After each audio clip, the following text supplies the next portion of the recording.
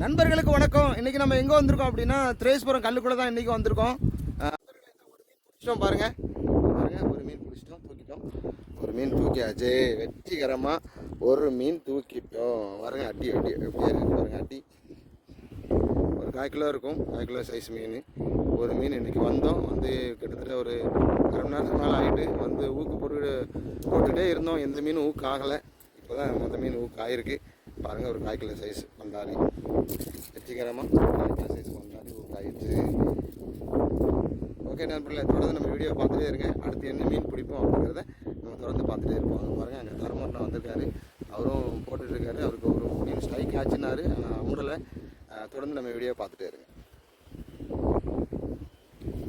அதோட செதில் எவ்வளோ அழகாக விரிக்கி பாருங்களேன். அங்கே பாருங்களேன், எவ்வளோ அழகாக அதோட செதில் விரிக்கி பாருங்கள். பார்த்தீங்கன்னா பாருங்கள், அவ்வளோ அழகாக விரிக்கி பாருங்கள்.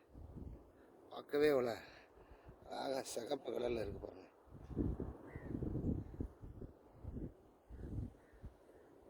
இன்னைக்கு பிடிச்ச மீன். இன்றைக்கும் காற்று ரொம்ப அதிகமாக தான் இருக்குது. கடலை பாருங்கள் எப்படி கிடக்கு பாருங்கள். உள்ள எட்டி நம்ம கண்ணுக்கு தெரிகிற தூரம் வரைக்கும் தண்ணி கலங்கி போய் தான் கிடக்கு பாருங்கள். நல்லா கலங்கி போய் கிடக்கு தண்ணி. எங்கே வரைக்கும் கலங்கியிருக்குன்னு பாருங்கள். தண்ணி ஃபுல்லாக கலங்கி தான் கிடக்கு பாருங்கள். அதனால் நண்பர்களே, தொடர்ந்து நம்ம வீடியோ பார்த்துட்டே இருங்க. நண்பர்களே, வெற்றிகரமாக 2ஆவதாக ஒரு மீன் பிடிச்சாச்சு பாருங்கள். இதுவும் அதே சைஸ் தான், பண்டாரி மீன் தான். தொடர்ந்து நம்ம வீடியோ பார்த்துட்டே இருங்க. அடுத்த ஒரு மீன் பிடிச்சிட்டோம் பாருங்கள். இந்த பாருங்கள், அடுத்த ஒரு பண்டாரி. இது ஒரு 200 கிராம் தான் இருக்கும், 1/4 கிலோ இருக்காது பாருங்கள். அடுத்த ஒரு பண்டாரி பிடிச்சிட்டோம், அடித்தோம். ஏன்னா நான் ஒத்தியில் வீடியோ எடுக்கிறதுனால உள்ளேருந்து தூக்கி ஸ்ட்ரைக் ஆகி வெளியே கொண்டு வர்றதை என்னால் வீடியோ எடுக்க முடியல. இப்போ அடுத்த ஒரு மீன் பிடிச்சிட்டோம். கடைசியில் மொத்தம் எத்தனை மீன் பிடிச்சிருக்கோம் அப்படிங்கிறத கடைசியில் நான் மொத்தமாக உங்களுக்கு வீடியோவில் காட்டுறேன். உள்ள பைக்கில் ஒரு 2 மீன் கிடக்கு, இது ஒரு மீன், 3ஆவது மீன் பிடிச்சிருக்கிறோம். மூடையில் ஒரு சின்ன மீன் ஒன்று பிடிச்சேன், அந்த மீனை பிடிச்சி உள்ளே தூக்கி போட்டேன். அதை நான் வீடியோவில் காட்டலை.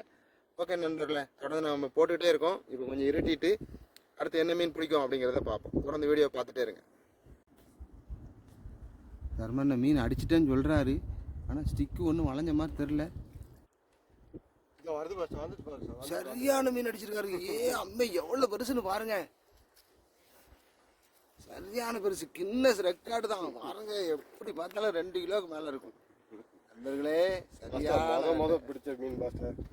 மொதல் பிடிச்சிருக்கீங்கண்ணா? ஆமாம், கடலுக்கு வந்து மொதல் பண்டாரி குட்டி, முதல் பண்டாரி குட்டி.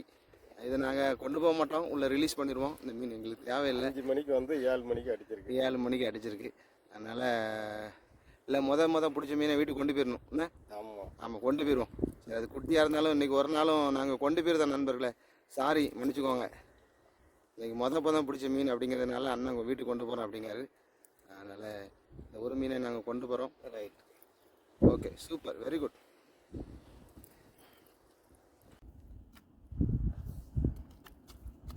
எல்லாம் உயிரோடு தான் கிடக்கு.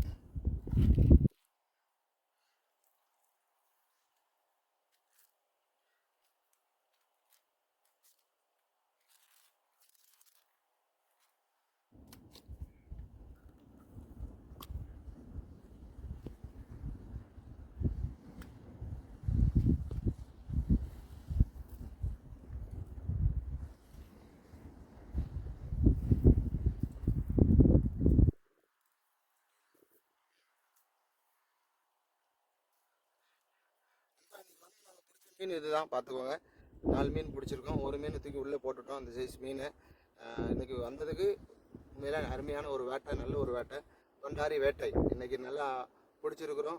தர்மண்ணன் வந்திருக்காங்க, தர்மண்ணன் ஒரு மீன் பிடிச்சாங்க. தர்மண்ணனுக்கு நிறையா ஸ்ட்ரைக் ஆச்சு. அது அவங்களுக்கு சரியாக வந்து சுண்டி அதை வெளியே மீனை கொண்டு வர தெரியல. அதனால் 2-3 மீன் அவங்க ஸ்ட்ரைக்காகி விட்டுட்டாங்க.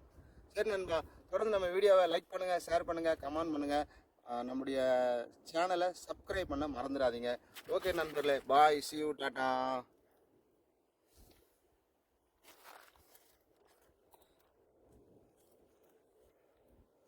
தண்ணி ரொம்ப தான் கலங்கி போய் கிடக்குண்ணே.